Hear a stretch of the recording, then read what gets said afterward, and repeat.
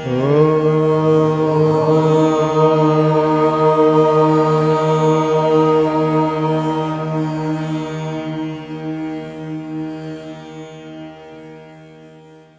scientists, at least openly, they hesitate to use the word God very much.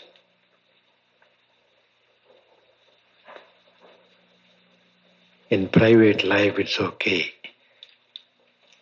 Even in the spiritual field, you come across great thinkers like that.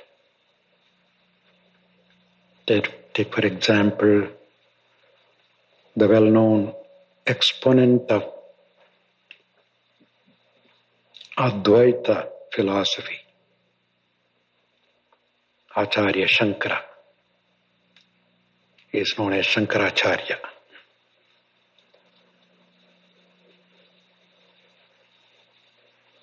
He was a great exponent of Advaitha, or the Vedanta, non-dualism.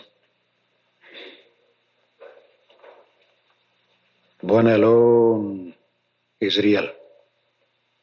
All other things are just illusion.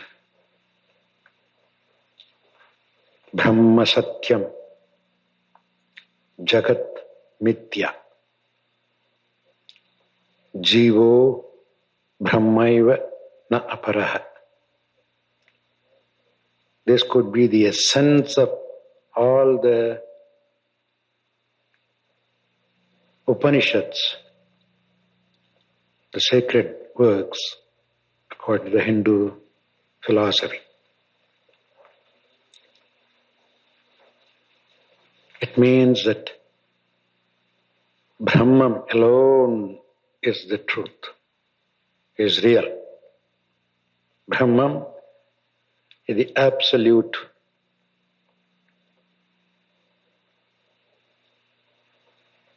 infinite, indivisible, incognizable, ungraspable, unexplainable. The crust jewel of Upanishadam is called Mandukyam. In the Mandukya Upanishad, you have only 12 verses. Out of the 12, one stands supreme. So out of 108 Upanishads, Mandukya is the crest jewel, which has 12 stands up. Out of the 12, one stands up. And that talks about the absolute.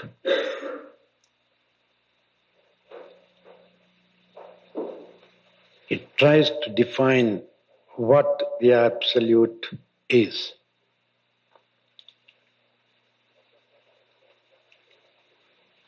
And in that effort, it says what is not the absolute. Because it's impossible to say what is, but it's very easy to say what is not. So it says, Nanta prajnam, na bahish prajnam, no bhayada prajnam, na prajnam, na prajnam, na prajnanaganam. Just to give you a little feeling of the Upanishadic Sanskrit verses. If I keep on continuing, you will get up and go away. So let me give you the essence of it.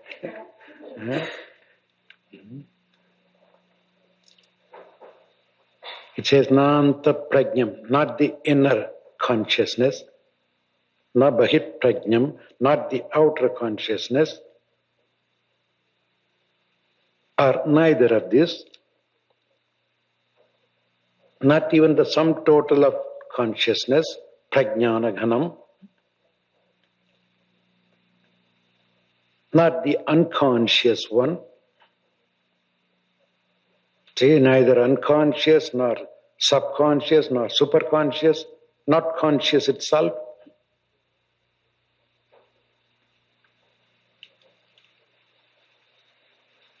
And it goes on to say, it cannot be grasped by the mind, it cannot be expounded by words, because it has no signs or symbols or forms, alakshanam, achintyam, avyapakaryam, so we cannot converse about it. Avyapadesyam, you cannot put your finger and say it's here or there.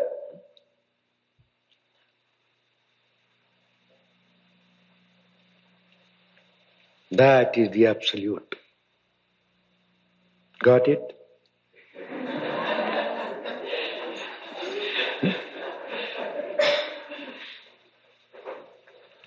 Unspeakable, ununderstandable. So I am speaking, you are understanding. How can you get it? How can I speak it? Huh? Then why can't we keep our mouth shut? The problem is we have to do something.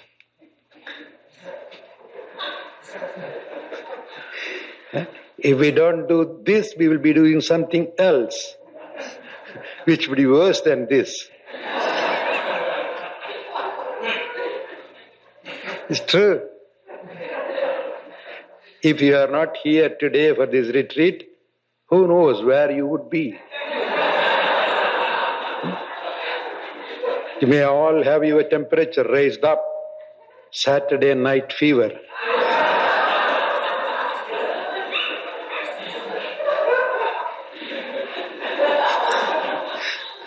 So to keep you cool, we get you here for the retreat.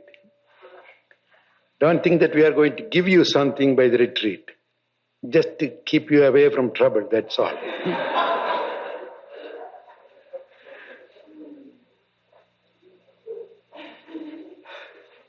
That's the problem with scriptures. They openly say that you cannot talk it, you cannot think of it, you cannot even understand. Then why volumes?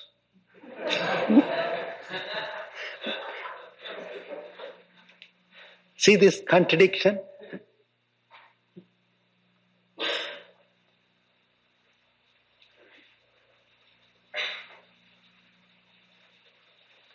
So that is that Brahman, absolute Brahman.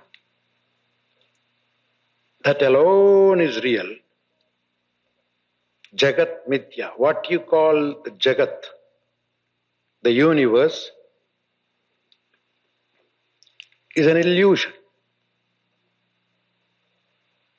Don't jump into conclusion, I'll come to that later. What we mean by illusion. Do you have a solution for that?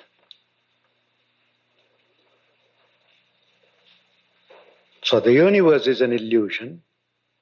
Jivo, the individual, is none other than the Brahman.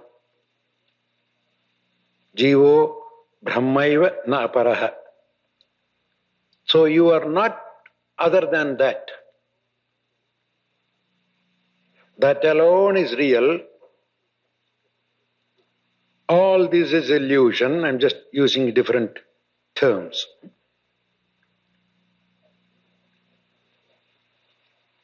And this is nothing but that. When you say this, everything. Everything is nothing but that.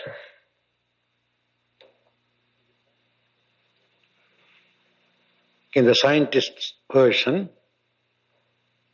everything is nothing but energy.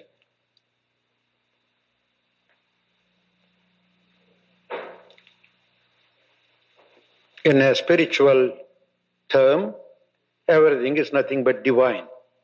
Now we heard him saying, divine and energy, one and the same. You cannot even say divine energy.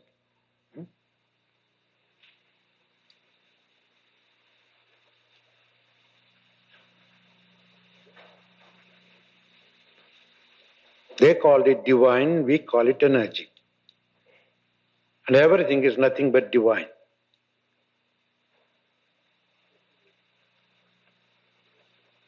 If you give another term, call it awareness or consciousness, everything is consciousness.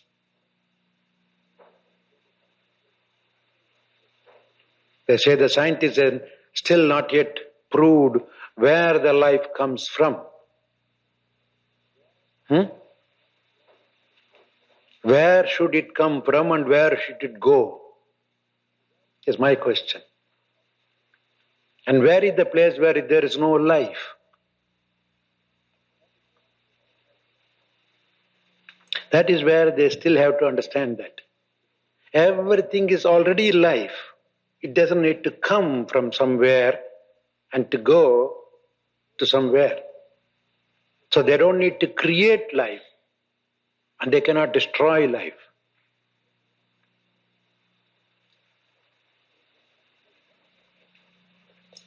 Even the very question is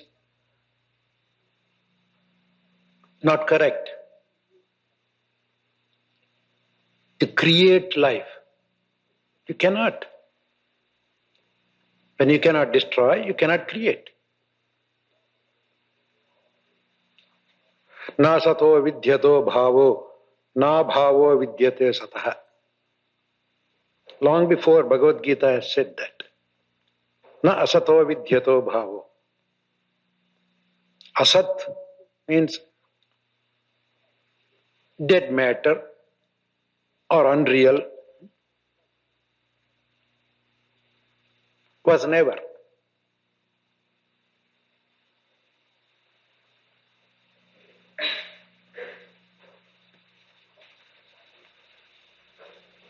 Sat is always there.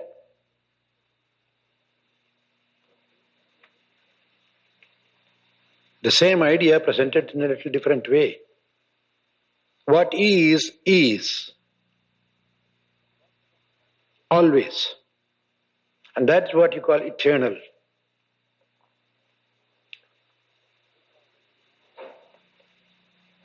You call that divine or God.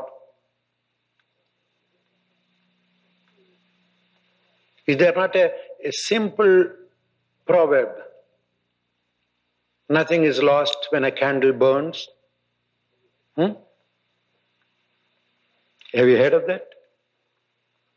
Not in America. In England they use it very often.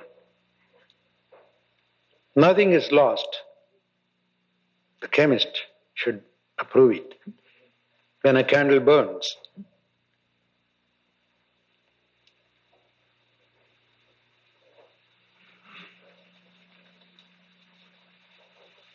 Take a piece of wood, cut it into planks and beams, build up a furniture. What happened to the wood? The log? Is the log there still?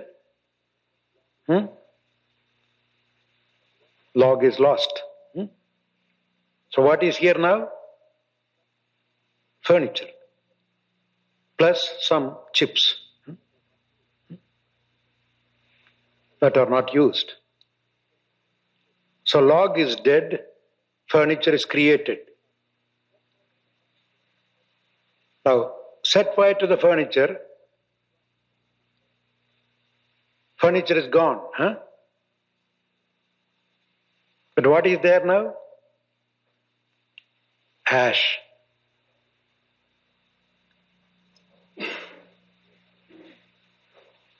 So there is still something. So what we did here is we simply converted the forms and gave new names. That's all. When you put 2 electrodes in the water is gone. Disappeared. Did it get lost? No. It is still there as hydrogen and oxygen somewhere.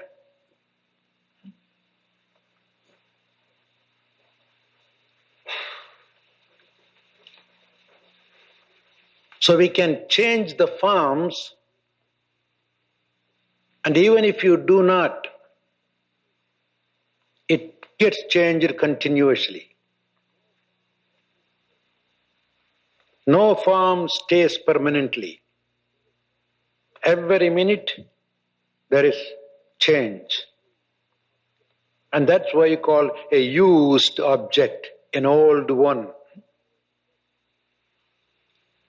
an old person.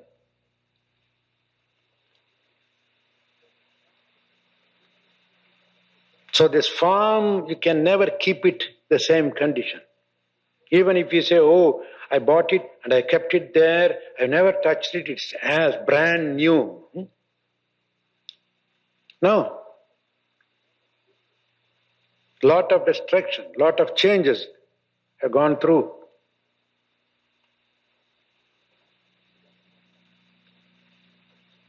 And that is the part of nature.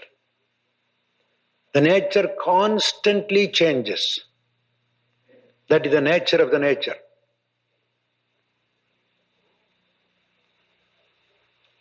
No form is permanent. As such, no name could be permanent. As soon as you came out, they said, baby. After a couple of years, child. Then a little later, youth. A boy or a girl. Then adult. Then shaky old. Then afterwards,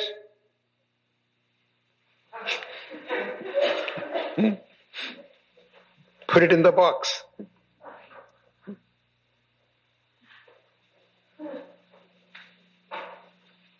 What happened? The same body changes, continuously changes. This body is not the same which you saw a minute back.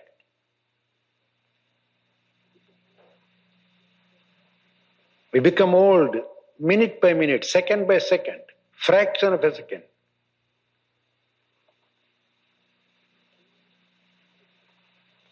So change is inevitable, and that is the nature. But what changes? There should be something that would be changing. The essence. There is some essence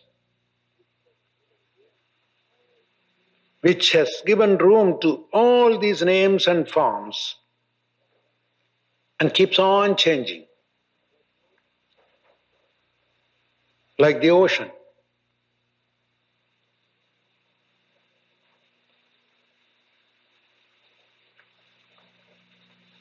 Chalati is called ocean. In Sanskrit it's called Chalati. Chalam means constantly vibrating, shaking. No stillness.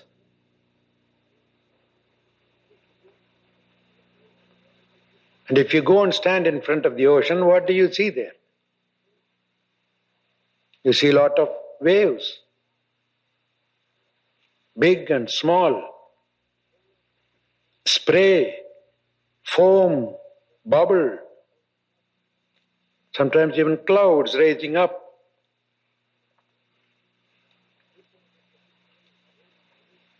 You call this a big wave, rolling wave, dashing wave. This is a little tidal wave. Are they all of different material? Waves, bubbles, spray, foam, clouds that rise above. They are not.